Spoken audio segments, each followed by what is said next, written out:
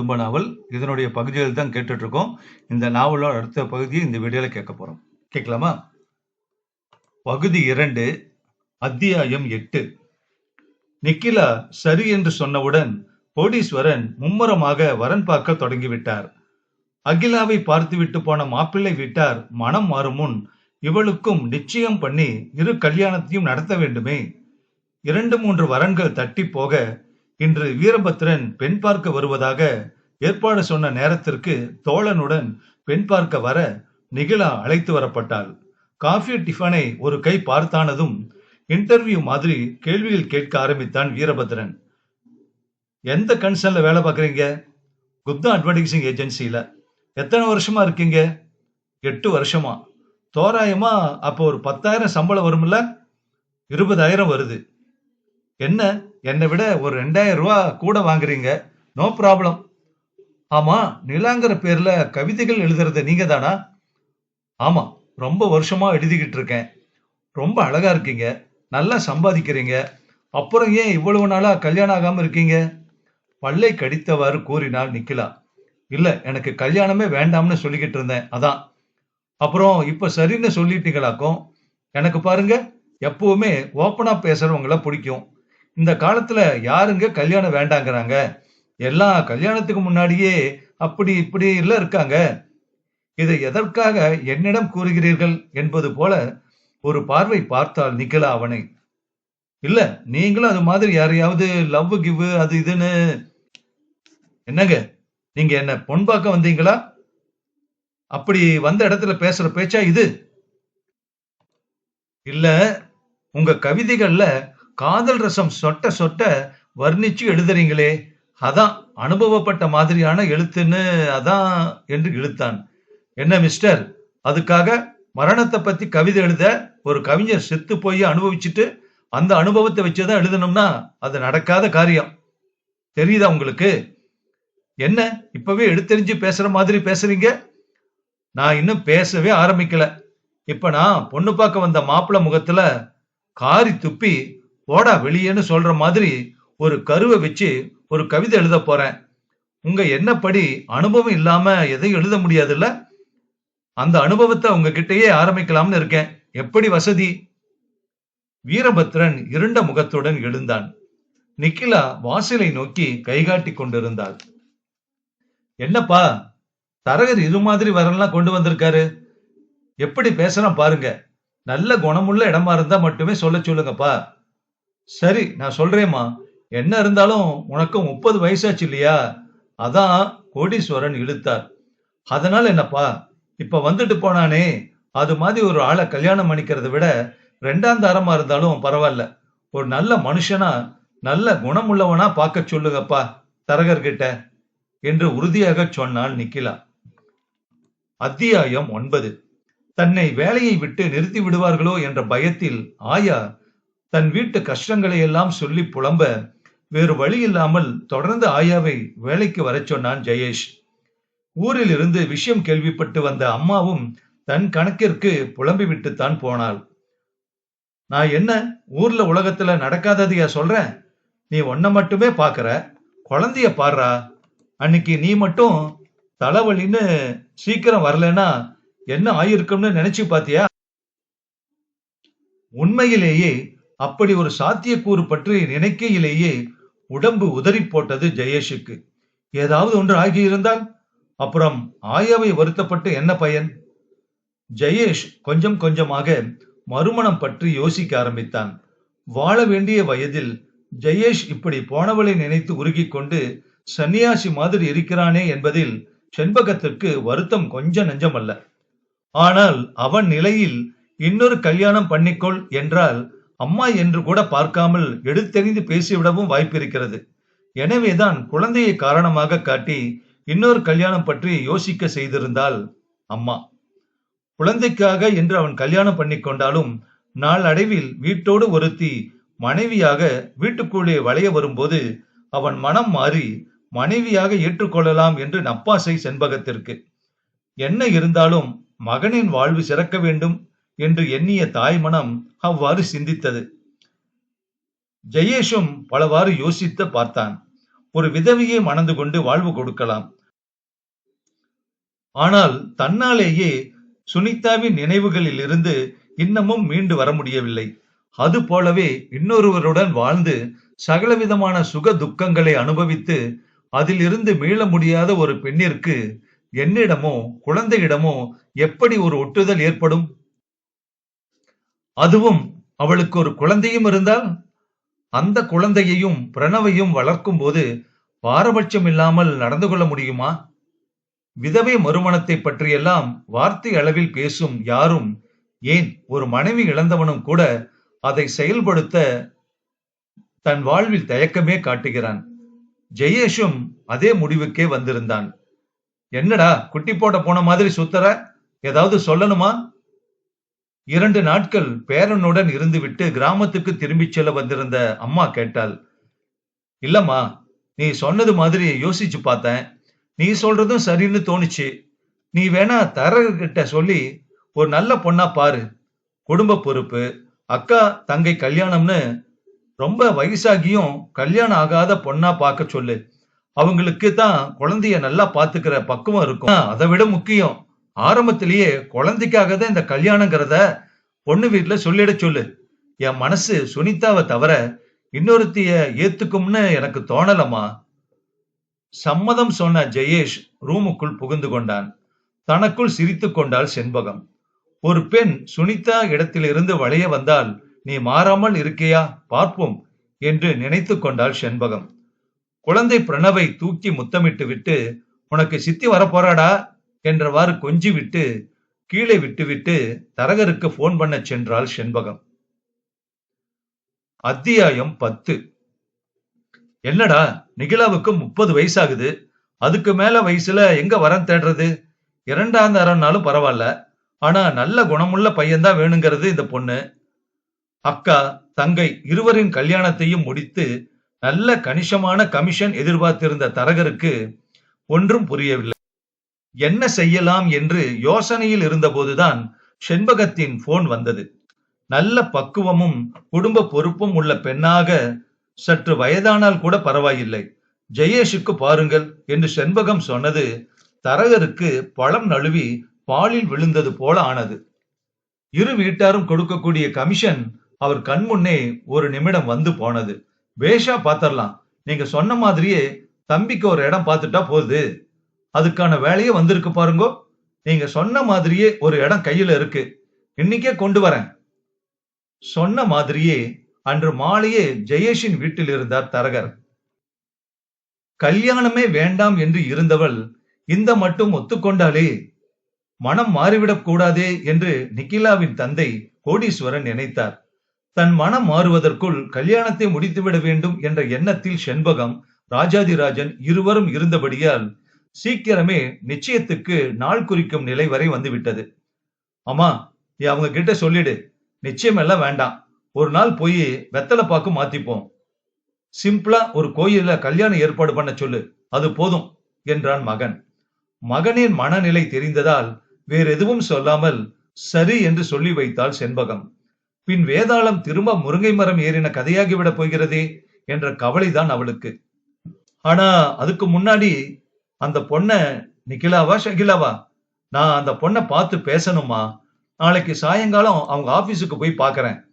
Office address எல்லாம் தரகர்கிட்ட வாங்கி கொடு. அவங்க கிட்டையும் இது விஷயமா சொல்லிட சொல்லுமா. மறுநாள் மாலை நிகிலா முன் இருந்தான் ஜெயேஷ். அவளின் ஆடம்பரம் இல்லாத அழகு ஒரு மரியாதையை கொடுத்தது. பரஸ்பர அறிமுகத்திற்கு பின் நிகிலா மெல்ல சொன்னாள், நான் ஏன் இதுவரை கல்யாணம் வேணாம்னு சொல்லிக்கிட்டு இருந்தேன்னு ஒரு கேள்வி உங்ககிட்ட இருக்கலாம். எங்க அம்மா படுத்த படுக்கையா இருக்காங்க. அப்பாவோட வருமானமும் சொல்லிக்கிறபடி இல்ல. எங்க அம்மாவை பாத்துக்கிறது ஒரு பக்கம் என்னுடைய சம்பளம், ஒரு பக்கம் குடும்பம் என்ன சார்ந்திருக்கு. அதான். இடைவெளி விட்டவள் ஜெயேஷின் முகம் எந்தவித மாறுதலும் இல்லாமல் இருக்கவே அவளே தொடர்ந்து சொன்னாள், அதனால உங்ககிட்ட ஒரு சின்ன உதவி எதிர்பார்க்கிறேன். என் கடைசி தங்க கனிகா படிப்பு முடிஞ்சதும் வேலைக்கு போயிடுவா. அவ தலை நிமிர்ற வரைக்கும் என் பாதி சம்பளம் என்னுடைய வீட்டுக்கு கொடுக்கலாம்னு இருக்கேன். அதுல உங்களுக்கு அப்செக்ஷன் எதுவும் இருக்கான்னு இப்பவே சொல்லிடுறது பெட்டர். பின்னாடி என் முடிவால சங்கடப்படக்கூடாது பாருங்க. அதெல்லாம் ஒரு சங்கடமும் வராது. அதுல எனக்கு எந்த ஆட்சேபனையும் இல்ல. என் சம்பளமே நம்ம குடும்பத்துக்கு போதும். என் குழந்தைய நீங்க நல்லபடியா கவனிச்சுக்கோங்க. அதுவே போதும் எனக்கு என்றான் அவன். எந்தவித மறுப்பும் சொல்ல வழியில்லாத நிக்கிலா கல்யாணத்திற்கு ஒத்துக்கொள்ள முகூர்த்தத்திற்கு ஒரு சுபயோக சுபதினம் குறிக்கப்பட்டது. அத்தியாயம் 11. திருமணம் இரு வீட்டாரின் விருப்பத்தின் பேரில் எளிமையாக நடத்த முடிய அன்று அவர்களுக்கு முதல் இரவு. பிரணவை செண்பகம் தூங்க பண்ண முதலிரவு அறைக்குள் நுழைந்த இருவருக்குமே பெரிய எதிர்பார்ப்புகள் ஏதும் இல்லை. தங்களை பற்றி இருவரும் சிறிது நேரம் பேசிக் கொண்டிருந்த பின் ஜெயேஷ் சொன்னான், சரி நிக்கிலா, நீங்க தூங்குங்க, குட் நைட் என முடித்துக் கொண்டான் ஜெயேஷ். அப்பாடா என்று நிம்மதியாக இருந்தது நிக்கிலாவிற்கு. ஒன்றை கவனித்தாள். 10 வார்த்தை பேசினால் 8 வார்த்தை அவன் மனைவி சுனிதாவை பற்றியதாகவே இருந்தது. இன்னமும் அவள் நினைவுகளை விட்டு மீள முடியாமல் இருக்கிறான் என்றால் எத்தகைய வாழ்க்கையை அவர்கள் வாழ்ந்திருக்க வேண்டும் என்று எண்ணினாள் அவள். சராசரி பெண்ணாக 20 வயதில் ஏராளமான கனவுகளோடு திருமணம் முடிந்து வந்திருந்தாள் என்றால் அவள் நிலை ஏமாற்றத்தை தந்திருக்க கூடும். ஆனால் அவளோ திருமணத்திலேயே நாட்டமில்லாது இருந்ததால் அவன் நிலை பெரும் நிம்மதியை தருவது போல் இருந்தது. இன்று நிம்மதி அளிப்பது போல் தோன்றுவது ஒரு நாள் ஏக்கமாய் மாறும் என்பதை அவள் நினைத்தும் பார்க்கவில்லை.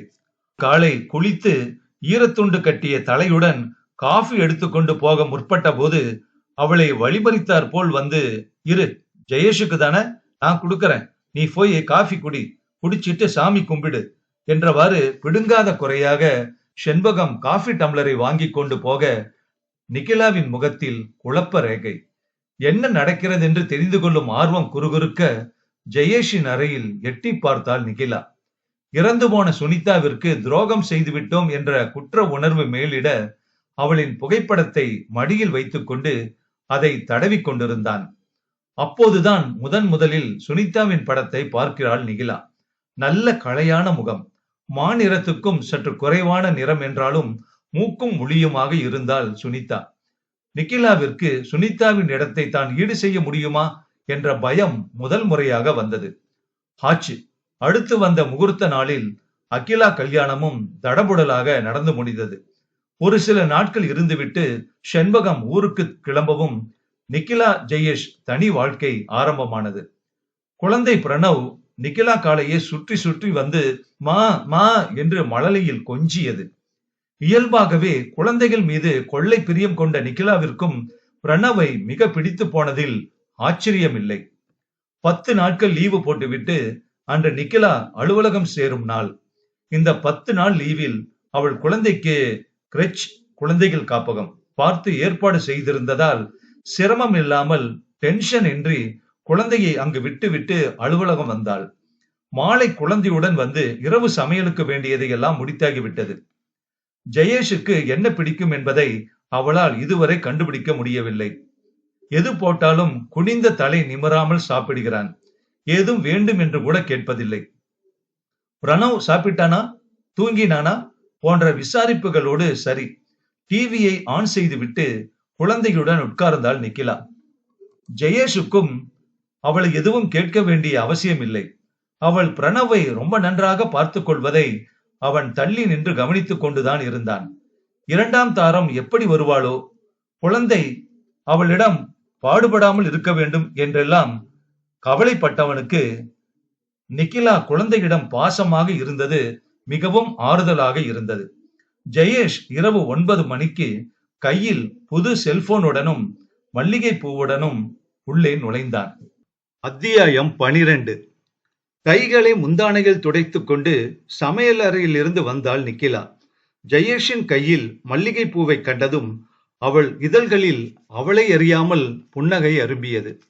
பரவாயில்லையே, கல்யாணம் முடிந்து கிட்டத்தட்ட 10 நாட்கள் போன பின்பாவது ஏதோ மனைவி என்று ஒருத்தி வீட்டில் இருக்கிறாளே, பூ வாங்கி தர வேண்டும் என்று தோன்றியதே. சாப்பாடு வைக்கவா என்று கேட்டுக்கொண்டே அவன் சாப்பிடுவதற்கான ஏற்பாடுகளை செய்ய உள்ளே போனாள் நிக்கிலா. அவன் சாப்பிட்டு முடிக்கும் வரை அவள் மனம் குறுகுறுத்து கொண்டே இருந்தது. பூ வாங்கி வந்தேனே, ஏன் தன்னிடம் அதை தரவில்லை? பெட்ரூமில் வைத்திருக்கிறானோ? தானும் சாப்பிட்டு முடித்து வேலைகளை எல்லாம் முடித்து வெளியே வந்தவளுக்கு பெட்ரூமில் இருந்த சுனிதா போட்டோவும் அதில் அப்போதுதான் போட்டிருந்த புத்தம்புது மல்லிகை சரமும் முகத்தில் அரைவது போல் இருந்தது. ஓ, இன்று வியாழக்கிழமை, அவள் இறந்த நாள் என்றாலும் தனக்கு ஒரு முழம் பூவாவது கொடுத்துவிட்டு மிச்சத்தை போட்டோவிற்கு போட்டிருக்கலாமோ என்று தோன்றியது நிக்கிலாவுக்கு. நிக்கிலா, தயங்கி தயங்கி கூப்பிட்டான் ஜெயேஷ். ஜெயேஷ் பேர் சொல்லி கூப்பிடுவது இந்த 10 நாட்களில் இது 4வது முறையோ இல்லை 5வது முறையோ தான். என்ன என்பது போல நிமிர்ந்து பார்த்தாள். இந்தா, இந்த செல்போனை உன்னோட உபயோகத்துக்கு வச்சுக்கோ. அவசரப்பட்டு சந்தோஷப்பட அவள் தயாராக இல்லை. கூடவே குண்டை தூக்கி போடும் அவன் சுபாவம் அறிந்திருந்தாள் நிகிலா. அவள் நினைத்த மாதிரியே கூடவே அவன் தொடர்ந்து சொன்னான். பிரணவுக்கு ஏதாவது திடீர்னு முடியலன்னா உன்னை தொடர்பு கொள்றதுக்கும் நீ என்ன தொடர்பு கொள்றதுக்கும் யூஸ்ஃபுல்லா இருக்கும் இந்த போன். ஆக மகன் பேரில் உள்ள அக்கறையில் தான் வாங்கி கொடுத்திருக்கிறான். மௌனமாக அவள் தலையாட்டினாள். மறுநாள், என்னங்க நிக்கிலா, உங்களுக்கு டெலிபதி தெரியுமா? கரெக்டா நான் வரப்போறது தெரிஞ்சு வாசனை ஆளைய தூக்குற மாதிரி சமையல் செஞ்சு அசத்திட்டீங்க. குரலை கேட்டவுடனேயே தெரிந்தது அது கமலக்கண்ணனின் வருகைதான். உள்ளே இருந்து வெளிப்பட்டாள் நிக்கிலா. கல்யாணத்தன்று மாப்பிள்ளை தோழன் போல் ஊர்பட்ட லூட்டி அடித்தவன். அவனுடைய கிண்டல் கேலியையோ ரசிக்கக்கூடிய புது மாப்பிள்ளையாக ஜெயேஷ் இல்லை என்பது பற்றியெல்லாம் அவன் சிறிதும் கவலைப்படவில்லை. அவன் இருந்த இடத்தில் சிரிப்பு மத்தாப்பை பொரிந்தது. வாடா, சாப்பாட்றாமா, இன்னைக்குதான் வழி தெரிஞ்சுதா என்று ஜெயேஷ் கேட்டான். எங்களுக்கு வழியெல்லாம் நல்லா தெரியும். ஏதோ புதுசா கல்யாணம் ஆனவங்க கரடியா நுழைவானேன்னு இங்கதான் தெரிஞ்சவனா நான் வரல. என்னடா புது மாப்பிள, சிஸ்டர் என்ன சொல்றாங்க? நிக்கிலா வெட்கி தலை குனிந்தாள். நிக்கிலா, தரைய ரொம்ப சுரண்டாதீங்க, கால் விரல் தேஞ்சு போகும். அப்போதுதான் என்ன பேசுவது என்று தெரியாமல் கால் விரல்களால் தரையில் கோலம் போட்டு கொண்டிருப்பது அவளுடைய மூளையில் உரைத்தது. நிக்கிலா, முதல்ல இவனுக்கும் சேர்த்து தட்ட வைங்க. கொஞ்சம் உங்க சாப்பாட்டை போட்டு இவன் வாயை திறக்காம செய்யுங்க பார்க்கலாம் என்றான் ஜெயேஷ். இதை சொல்வது ஜெயேஷ் தானா என்று இருந்தது அவளுக்கு. அவள் சமையலை கிண்டல் செய்வது போல் இருந்தாலும் இந்த அளவிற்காவது கிண்டல் பண்ண அவனுக்கு வருமா என்ன? கமலக்கண்ணன் பதிலுக்கு விட்டு விடுவானா? உங்க சமையல் வாசனை பிடிச்சதுலயே என்னுடைய பசி பாதி போயிடுச்சு. எதுக்கும் உங்களுக்கு எல்லாம் தனியா எடுத்து வச்சுட்டு மீதியை கொண்டு வாங்க. நீங்க இன்னைக்கு பட்டினி தான் போங்க. அப்புறம் என்ன சொல்லக்கூடாது. சாப்பிட்டவாறே சொன்னான் கமலக்கண்ணன். ச்சே, இன்னைக்கு உங்க கூட சண்டை போட வந்தேன். சாப்பாடு போட்டு வாய் அடைச்சிட்டீங்களே. சரி, போகட்டும். இந்த விஷயத்த என்கிட்ட இருந்து ஏன் மறைச்சீங்க? எந்த விஷயத்தை நான் மறைத்தேன்? குழப்ப ரேகை நிக்கிலா முகத்தில். நிகிலாதான், நிலாங்கிறத ஏன் மறைச்சீங்க? நல்லா இருக்கே நீங்க பேசுறது. என்னமோ நீங்க இத பத்தி கேட்ட மாதிரியும் நான் இல்லைன்னு மறுத்த மாதிரியும் இல்ல சொல்றீங்க. நீங்க இப்பதானே இத பத்தி பேசுறீங்க, இப்ப கேக்குறீங்க தானே? இது பாயிண்ட். டே ஜெயேஷ், நிலான்னு பிரபலமான எல்லா பத்திரிகைகளிலும் கவிதை எழுதுற கவிஞர், சாரி கவிஞி, நிறைய தடவை உங்ககிட்ட சொல்லியிருக்கேன்ல. அது உன்னுடைய ஒய்ஃப் நிகிலா தான்னு உனக்கு கூட பொண்ணு பார்த்து கொடுத்தாரே அந்த தரகர் சொல்லி கேட்டப்போ எனக்கு தலைகால் புரியலடா. இவங்களை பார்த்து பேசணும்னு உடனே வந்துட்டேன். டேய், கொஞ்சம் மூச்சு விட்டுக்கோ. மூச்சு விடாம பேசுற என்ன நிகிலா இவன் சொல்றது? ஆமாங்க, கவிதைனா என் உயிர்னு கூட சொல்ல மாட்டேன், என்னுடைய சுவாசம். அடடா, இந்த வாரம் வண்ணக்கதிரில் எழுதியிருந்தீங்களே, போர்வையை உதறி தள்ளு, சோம்பலை சுட்டு தள்ளு, கலப்படமில்லாத காற்றுடன் காத்திருக்கிறது காலை நேரம், வெளியில் வா, நீ வெளிச்சத்துக்கு வா. இத படிச்சதும் சத்தியமா சொல்றேங்க, இப்பெல்லாம் காலையில 5:30க்கு மேல தூங்கவே முடியறதில்லை என்னால. எல்லோரும் சிரித்து விட்டனர். அது எப்படிங்க, கவிதை தான் நல்லா எழுதுறீங்கன்னு பார்த்தா சமையல் அதை விட நல்லா இருக்கு. அதுவரை கமலக்கண்ணனுடன் சேர்ந்து சிரித்துக் கொண்டிருந்த ஜெயேஷின் முகம் மாறியது. ஏது, இவன் பாட்டுக்கு புகழ்ந்து கொண்டே போகிறானே, இவனுக்கு எதுவுமே தெரியாது போலவும் அவன் வந்துதான் இவள் திறமையை கண்டுபிடித்து சொல்வது போலவும் இருக்கிறதே. ஜெயேஷ் யோசனையில் இருந்த வேளையில் கமலக்கண்ணன் ஏதோ கூறவும் இருவருமாய் சிரித்தனர். ஜெயேஷுக்கு பற்றி எரிந்தது. டேய் சாப்பாட்றமா, இதை விட எவ்வளவோ நல்லா சுனிதா சமைப்பா. அவ இருந்த வரைக்கும் அத ஆஹா ஓஹோன்ன, இப்ப இவகிட்ட ஐஸ் வச்சு ஆரம்பிச்சிட்டியா? டேய், சட்டென நிகிலாவின் முகம் இருண்டது. கண்களில் எட்டி பார்க்கும் கண்ணீரை பிறர் பாரா வண்ணம் சட்டென உள்ளே புகுந்து கொண்டாள் அவள். டேய் ஜெயேஷ், என்னடா நீ இப்ப எதுக்கு இவங்கள சுனிதா கூட கம்பேர் பண்ணன? சுனிதாவை நீ மறக்க வேண்டாம், நினைச்சுக்கிட்டே இரு. நான் வேணான்னு சொல்லல. அதுக்காக 2 பேரையும் கம்பேர் பண்ற தப்ப மட்டும் இனிமே செய்யாதரா. பிரணவ தன்னுடைய குழந்தை மாதிரி நினைக்கிறாங்க நிக்கிலா. அந்த எண்ணத்தை மாத்திக்க வச்சிராத. ஜெயேஷ் ஒன்றும் சொல்லவில்லை. பேச மாட்டாயா நீ? ஏங்கிய மனம் நினைக்கிறது என்று. நீ பேசாமலே இருந்திருக்கலாம். வெப்பம் கக்கும் வார்த்தைகள் வெளிப்படாமலே இருந்திருக்கும் உன் இதயத்தோடு. எழுதி கொண்டிருந்தன மனதுக்குள் நிகிலாவின் விரல்கள். அத்தியாயம் 13. திரும்பி பார்ப்பதற்குள் பிரணவிற்கு 1 வயதாகிவிட்டது. அத்த, நான் உங்க கூட பிரணவோட பிறந்த நாளுக்கு கூப்பிட வரவா என்று நிக்கிலா அத்தையிடம் கேட்க, அதற்கு செண்பகம், இல்லம்மா, நீ பிரணவ பார்த்துக்கிட்டு கூடவே மத்த ஏற்பாடுகளை கவனிச்சுக்கோ. நானும் ஜெயேஷும் கூப்பிடுற வேலையை பார்த்துக்கிறோம். 1 வயசு முடியறப்போ குழந்தைங்களுக்கு உடம்பு படுத்தும்னு சொல்லுவாங்க. பிறந்த நாள் முடியற வரைக்கும் கவனமா பார்த்துக்கணும். ஜெயேஷின் அப்பா பிறந்த நாளுக்கு முன்தினம் பேரனுக்கு பொம்மைகளுடன் வந்திறங்க பிறந்த நாள் களைகட்ட ஆரம்பித்தது. சிம்பிளாக செய்யலாம் என்று ஆரம்பித்ததுமே கூட கிட்டத்தட்ட 20 பேர் வரை வந்து விட்டனர். ஐயர் மந்திரம் சொல்ல பிரணவை மடியில் இருத்தி கொண்டு ஜெயேஷ் மந்திரங்களை திரும்ப சொல்லிக் கொண்டிருந்தான். நிக்கிலா ஆகாய வண்ண பட்டுப்புடவையில் தேவதையாய் நின்றிருந்தாள்.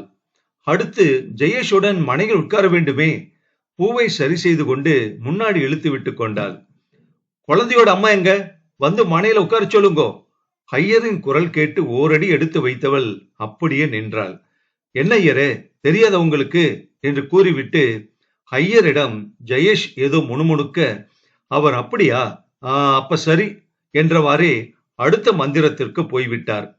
நெருப்பை வாரி முகத்தில் இறைத்தது போல் இருந்தது நிகிலாவிற்கு.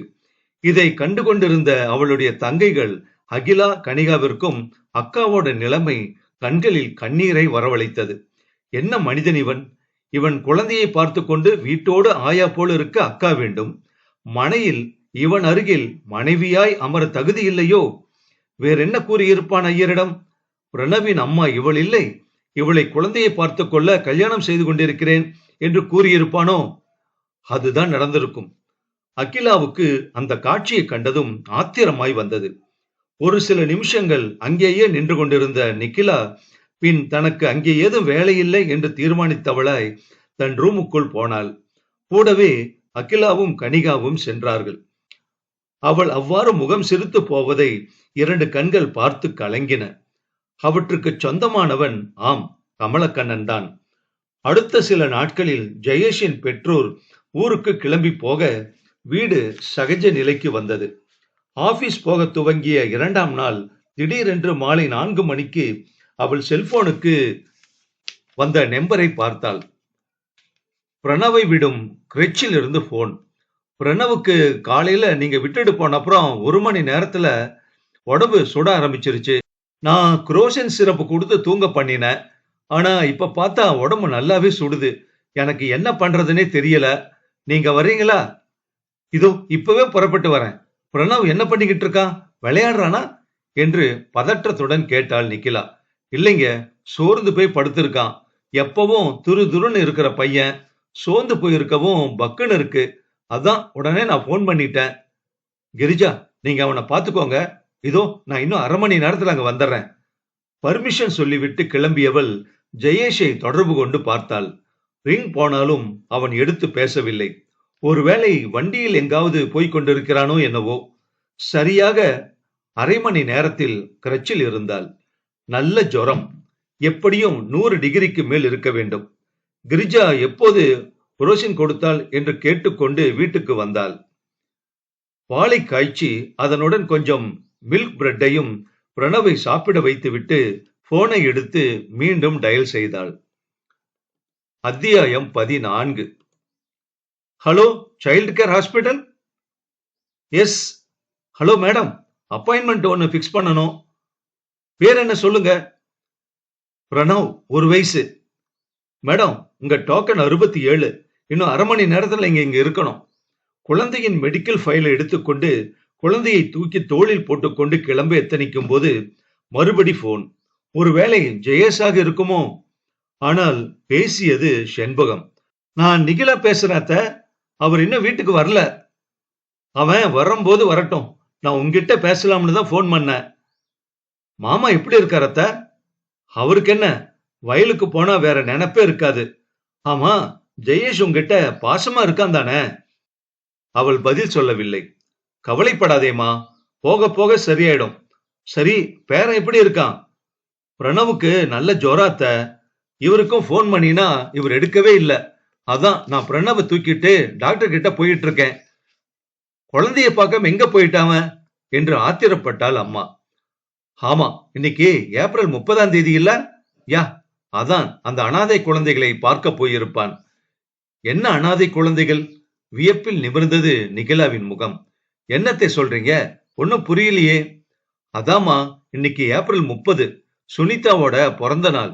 இன்னைக்கு அவன் தாம்பரத்துக்கு பக்கத்துல வண்டலூர்ல நேசக்கரங்கள் அனாதை காப்பகம் இருக்குல்ல, அங்க இருக்கிற குழந்தைங்களுக்கு சாப்பாடு போட்டு ஸ்வீட் பாக்ஸ் வாங்கி கொடுப்பான். அங்க போயிருப்பான். அப்போ பாவி பொண்ணு சுனிதா, அவளுக்கு தான் கொடுத்து வைக்கல பாரு. நான் பாட்டுக்கு பேசிக்கிட்டே இருக்கேன். நீ குழந்தைய கூட்டிட்டு ஹாஸ்பிட்டல் போமா, நான் அப்புறம் உன்னை கூப்பிட்டு பேசுறேன். ஹாஸ்பிட்டலில் சொன்ன நேரத்திற்கு பிரணவுடன் நிகிலா அங்கே இருந்தாலும் அம்மா அம்மா என்று புடவையை பிடித்திழுத்து தூக்கி கொள்ள சொல்லும் பிரணவ். இவள் அசந்த நேரம் ஏதாவது குறும்பு செய்துவிட்டு இவளிடம் மாட்டிக்கொள்ளும் போது அசடு வழிய சிரித்து மயக்கும் பிரணவ். நெய்யும் பருப்புமாக பிசைந்து ஊட்ட போராடும் போது வாயே திறக்காமல் அலும்பு பண்ணிவிட்டு வெறுத்து போய் அவள் அதை கொட்டிவிட்டு தான் சாப்பிட உட்காரும் போது மா எனக்கு என்று வாய் காட்டும் பிரணவ். இன்று சோர்ந்து போய் கண்கள் செருக இருந்தது. மனதை என்னவோ பண்ணியது அவளுக்கு. ஹாஸ்பிட்டலில் வெயிட் பண்ணும் போது மறுபடியும் போன். நம்பர் பார்த்தால் அது ஜெயேஷ் தான். நிகிலா, செல்போன்ல கூப்பிட்டியா? நான் முக்கியமா ஒரு இடத்துல இருந்தேன். இப்பதான் மிஸ்டு கால் பார்த்தேன். என்னாச்சு, என்ன விஷயம்? சுருக்கமாக சொன்னாள் நிகிலா. கவலைப்படாத, செல்வ விநாயகம் ராசியான டாக்டர், சரியாயிடும். டாக்டர் கிட்ட காமிச்சிட்டு அங்கேயே இருக்கிற மெடிக்கல் ஷாப்லயே மருந்தெல்லாம் வாங்கிக்கோ. சில சமயம் அவர் எழுதி தர்றது வெளியே எங்கேயுமே கிடைக்காது. நீ ஆட்டோ பிடிச்சு போயிடு. நான் ஒரு 9 மணிக்கெல்லாம் வந்துடுறேன். செல்போனை ஆஃப் செய்யவும் அவள் பெயர் அழைக்கப்படவும் சரியாக இருந்தது. வீடு வந்து சேர்ந்த போது மணி 7. குழந்தைக்கு இட்லி கொடுத்தாள். மருந்து கொடுக்க நிமிஷத்தில் தூங்க ஆரம்பித்தான் குழந்தை. இரவு சமையலை முடித்து சாப்பிட்டு குழந்தை பக்கத்திலேயே இருந்தாள் நிகிலா. நல்ல ஜுரம் போல இருக்கு, ஊசி போட்டாரா டாக்டர் என்று கேட்டபடியே வந்தான் ஜெயேஷ். ஆமா, நாளைக்கு கிரச்சில விட வேண்டாம், நான் லீவு போட்டுட்டு பாத்துக்கிறேன். சாப்பிட வாங்க நீங்க. நீ சாப்பிட்டாச்சா? முகத்தை சுருக்கியவாறே நிமிர்ந்தான் ஜெயேஷ். எனக்கு சாப்பாடு வேண்டாம். பிரணவ் இப்படி பார்த்துட்டு எனக்கு சாப்பாடே இறங்காது. நீ வேணும்னா படுத்துக்கோ. அவனுடைய செய்கை நிகிலாவுக்கு எரிச்சல் ஊட்டியது. என்னவோ பிரணவுக்கு உடம்பு சரியில்லாத போது இவளால் எப்படி சாப்பிட முடிந்தது, இவளுக்கு எப்படி சாப்பாடு இறங்கியது என்று அவன் கேட்பது போல இருந்தது அவன் பார்வை. சாயங்காலத்தில் இருந்து பிரணவை தூக்கி கொண்டு நாயாய் அலைந்து டாக்டரிடம் காண்பித்து மருந்து வாங்கி கொடுத்து செய்ததெல்லாம் அவள்தான். இவன் ஒரு வேளை சாப்பிடாவிட்டால் அதில்தான் குழந்தைக்கு சரியாக போகிறதா? இன்னமும் கூட தான் எங்கே சென்றேன் என்று அவன் ஒன்றும் கூறவில்லை. இவன் குழந்தை இங்கு தலை செருகி ஜுரத்தில் விழுந்திருக்கும் போது அனாதை குழந்தைகளுக்கு சாப்பாடு வழங்க போயிருந்தானா? நல்ல வேடிக்கைதான். ஏன் அதை தன்னிடம் சொல்லிவிட்டு சென்றிருந்தாலும் தான் என்ன கூறியிருக்க போகிறோம், என்ன சொல்லியிருக்க முடியும்? அத்தை அடிக்கடி சொல்வது போலெல்லாம் இவன் மாறப்போவதில்லை. தான் தான் மாறிக்கொள்ள வேண்டும், தன்னை மாற்றிக்கொள்ள வேண்டும். அத்தியாயம் 15. முன்தினம் அவள் வருத்தப்பட்டது தவறோ என்று எண்ணும்படி இருந்தது. மறுநாள் ஜெயேஷ் நடந்து கொண்ட விதம். ஆபீஸுக்கு லீவு சொல்லிவிட்டு குழந்தையை பார்த்துட்டு வீட்லயே இருக்கலாம் என்று அமர எழுந்து நிதானமாக வேலையை கவனித்துக் கொண்டிருந்தவளிடம் வந்தான் ஜெயேஷ். இன்னைக்கு நான் லீவு சொல்லிட்டு பிரணவ் கூட இருக்கேன் நிகிலா, நீ போ. இல்ல நிகிலா, நீ போ. இன்னைக்கு 1ஆம் தேதி சாயங்காலம் உன்னுடைய அம்மா வீட்டுக்கு போயிட்டு நீ விருப்பப்பட்ட மாதிரி பாதி சம்பளமோ அல்லது எவ்வளவு தேவையோ பார்த்து கொடுத்துட்டு வா. பதில் சொல்ல கூட தோன்றாமல் வியப்பில் ஆழ்ந்தாள் நிக்கிலா. ஏது, இவனுக்கு சுனிதா தவிர வேறு எதுவுமே நினைவில் இருக்காது என்று நினைத்திருந்தால் கல்யாணத்திற்கு முன் தான் சொன்னதை நினைவில் வைத்துக் கொண்டு முதலில் கையில் உள்ள பணத்தை கொடுத்து விட்டு வா என்கிறானே. என்ன இருந்தாலும் அவனுடன் ஒரே வீட்டில் 1 மாத காலமாய் வளைய வருகிறாள். அவள் மீது அக்கறையோ பாசமோ இல்லாமலா போகும் என்று நினைத்து கொண்டாள்.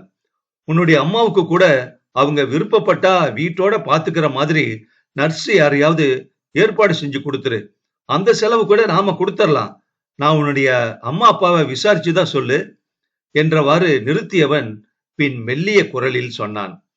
நீ சொன்ன மாதிரியே நடந்துக்கிற, என்னை விட அக்கறையா பிரணவ பாத்துக்கிற, நானும் சொன்ன மாதிரி நடந்துக்கணும் இல்லையா? அவன் அக்கறையை என்னவென்று எடுத்துக்கொள்வது என புரியாமல் நின்றாள் நிகிலா. நிகிலாவை கண்டதும் வந்து சூழ்ந்து கொண்டனர் அகிலாவும் அவள் அப்பாவும். அம்மாவிடம் சென்று அவள் தலையை மெல்ல வருடி கொடுத்தாள் நிகிலா. கோடீஸ்வரன் முதலில் நிகிலாவிடம் பணம் வாங்க மறுத்தார். பின் சூழ்நிலையை கருதி மனைவியின் மருந்துக்கும் செலவு நிறைய ஆவதை எண்ணி வாங்கிக் கொண்டார் அதை. மேலும் நிகிலாவே முடிவெடுத்து தரவில்லையே, மாப்பிள்ளையின் சம்மதத்தின் பேரில் அவர் சொல்லி அல்லவா தருகிறாள். நல்ல குணம் மாப்பிள்ளைக்கு என்று நினைத்து கொண்டார் கோடீஸ்வரன். சற்று நேரம் பேசிக் கொண்டிருந்த பின் நிகிலா கேட்டாள், ஏதுப்பா புதுசா டிரான்சிஸ்டர் எஃப்எம்னு அமர்க்கலப்படுத்துறீங்க? என்னம்மா தெரியாத மாதிரி கேக்குற? அதான் அன்னைக்கு மாப்பிள்ள வந்தாரே, அன்னைக்கு வெறும் கையோட வர வேண்டாம்னு எனக்கு இதை வாங்கினாராம். உங்களுக்கு பொழுது போக உதவியா இருக்கும்னு சொல்லி கொடுத்தாரேமா. ஆமா, உனக்கு எதுவும் தெரியாதா இத பத்தி? அவள் என்னென்று சொல்வாள்? ஜெயேஷ் இங்க வந்திருந்ததே அவளுக்கு தெரியாது. அப்படி சொல்ல முடியுமா என்ன அப்பாவிடம்? ஆனாலும் அவன் அதை சொல்லவில்லையே என்ற எண்ணத்தை விட சொல்லாவிட்டால் போகிறான் நல்ல எண்ணம் மனதில் இருக்கிறதே, அது போதும் என்று தோன்றியது. சந்தோஷமாக வீடு திரும்பியவளின் சந்தோஷம் வெகு நேரம் உயிரோடு இருக்கவில்லை. நீங்க நடுவுல ஒரு நாள் வந்து பார்த்துட்டு போனதா அப்பா சொன்னாரு என்று கேட்டாள்.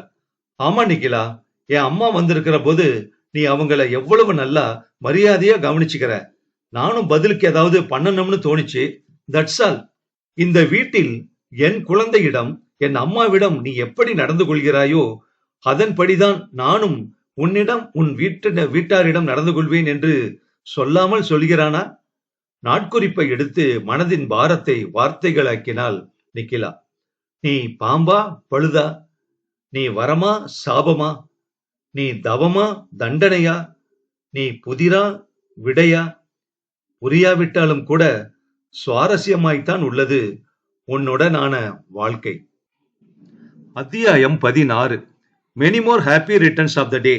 என்னுடைய சிறிய அன்பளிப்பு என்ற குரல் கேட்டு உள்ளே இருந்து வந்தான் ஜெயேஷ். கையில் சிறு அன்பளிப்பு பொருளுடன் நிகிலா நின்றிருக்க வந்திருந்தது கமலக்கண்ணன். வடக்கண்ணா, என்ன இன்னைக்கு நிகிலாவோட பிறந்த நாளா? எனக்கு தெரியாம போயிடுச்சே, அடடா என்றான் ஜெயேஷ். அவனுக்கு தெரியாமல் இல்லை, தெரிந்து கொள்ளும் ஆர்வம் இருந்திருந்தால் அவளுடைய ஜாதகம் போட்டோவுடன் வந்திருந்ததல்லவா, அப்போதே பார்த்து தெரிந்து கொண்டிருக்கலாமே.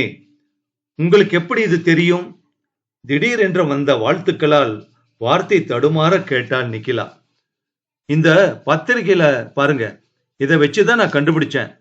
கையில் இருந்த அந்த வாரமலரை அவளிடம் காண்பித்தான் கண்ணன். வானவில், இந்த பத்திரிகைக்குத்தான் அவள் வாரந்தோறும் தவறாமல் கவிதை எழுதி வருபவள். அதில் வாரா வாரம் அந்த வாரம் பிறந்த பிரபலங்களின் பிறந்த நாளை குறிப்பிட்டு வாழ்த்து செய்தி போடுவது அந்த பத்திரிகையின் வழக்கம். அப்பத்திரிகையின் ஆஸ்தான கவிஞர்களில் ஒருவராக அவள் இருப்பதால் வருடந்தோறும் இவள் பிறந்த நாளும் குறிப்பிடப்படுவதுண்டு. இதை பார்த்துவிட்டு வாழ்த்த வந்திருக்கிறான் கண்ணன். கூடவே ஜெயேஷ் சுனிதாவின் பிறந்த நாளை இன்னமும் கொண்டாடி கொண்டிருப்பது ஞாபகத்தில் வந்தபோது மனதை தட்டி வைத்தாள் நிகிலா. வேண்டாம், அப்படியெல்லாம் நினைக்க கூடாது. அவனுக்காக அக்கறை வந்து மாறும்போது மாறட்டும். அவள் செய்திருந்த கேசரியை நன்றாக இருக்கிறதென்று கூறி ரசித்து சாப்பிட்டான் கமலக்கண்ணன். சரிடா, நான் கிளம்புறேன். நிகிலா வரேங்க. கமலக்கண்ணன் கிளம்பி போனதும் ஜெயேஷ் மெல்ல அவர் அருகில் வந்தான். மெல்ல அவள் கையை எடுத்து தன் கரங்களுக்குள் வைத்து அழுத்தி வாழ்த்து சொன்னான். கூடவே பிரணவையும் வாழ்த்து சொல்ல வைத்தான். குழந்தை தன் மழலை குரலில் கூற, இந்த மகிழ்ச்சி எப்போதும் நிலைத்திருந்தால் போதும் என்று மனதிற்குள் நினைத்தாள் நிகிலா.